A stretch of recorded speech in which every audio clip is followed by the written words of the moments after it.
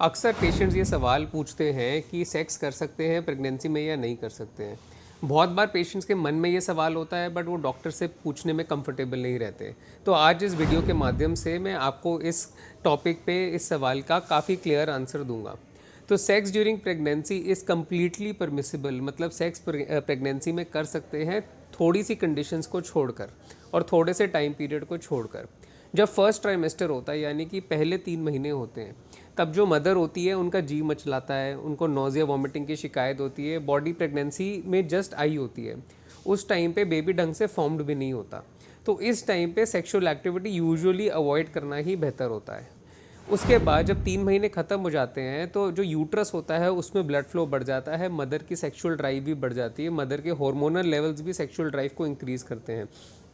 तो ऐसे टाइम पे सेक्सुअल इंटरकोर्स रिलेटिवली सेफ़ होता है। बहुत लोगों के सवाल होता है मन में कि क्या बेबी को तो कोई हार्म नहीं होगा सेक्स करने से। तो इसका जवाब है कि जो बेबी है वो एमनियोटिक फ्लूइड में काफ़ी कंफर्टेबली स्विम कर रहा होता है। जो यूट्रस होता है उसको बहुत अच्छे से कुकून करके रखता है बच्चे को, और यूट्रस के लिगामेंट्स भी बच्चे को प्रोटेक्ट करके रखते हैं। तो बाहर के इम्पैक्ट से या सेक्सुअल इंटरकोर्स से बच्चे को जनरली सेकेंड ट्राइमेस्टर में कोई हार्म नहीं होता। सेकेंड ट्राइमेस्टर 12वें हफ्ते से 24वें हफ्ते तक, यानी तीसरे से छठे महीने तक के टाइम पीरियड को बोलते हैं। फिर एक सवाल आता है कि ऐसी कौन सी कंडीशंस हैं जिसमें सेक्सुअल इंटरकोर्स नहीं करना चाहिए प्रेगनेंसी में।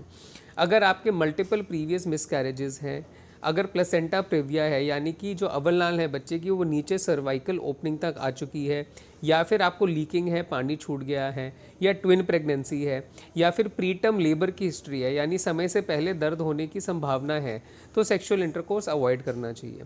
फिर बहुत लोगों के मन में सवाल होता है कि ऐसी कौन सी पोजीशन में सेक्सुअल इंटरकोर्स करें कि बेबी को हार्म ना हो, मदर को हार्म ना हो। तो इसका आंसर है कि मिशनरी पोजीशन अवॉइड करनी है। मिशनरी पोजीशन में जो बेबी होता है वो एंटीरियरली यानी कि आगे की तरफ आ जाता है, और जो हस्बैंड है अगर वो मदर के ऊपर आ जाएंगे तो उस पर प्रेशर की वजह से बेबी को हार्म हो सकता है। और बहुत देर सीधा लेटना भी मदर के लिए एडवाइजेबल नहीं है, उससे सुपाइन हाइपोटेंशन यानी बीपी ड्रॉप हो सकता है। तो जो मोस्ट रेकमेंडेड पोजीशंस हैं वो एक तो है reverse cowgirl position. Reverse cowgirl position में जो मदर है सेक्सुअल इंटरकोर्स में प्रेशर को कंट्रोल कर सकती है, अपने कंफर्ट के हिसाब से मॉड्यूलेट कर सकती है।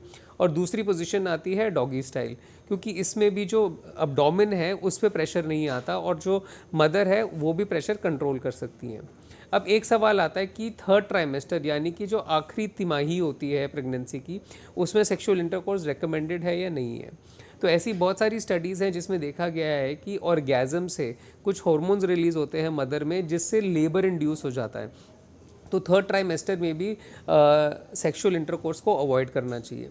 अगर कोई भी हाई रिस्क प्रेगनेंसी हो, जैसे कि सिवियर डायबिटीज़ हो, प्रेगनेंसी में हाइपरटेंशन हो, अनीमिया हो, सर्वाइकल लाइटनिंग हो, लीकिंग हो, ब्लीडिंग हो, तो सेक्सुअल इंटरकोर्स अवॉइड करना चाहिए।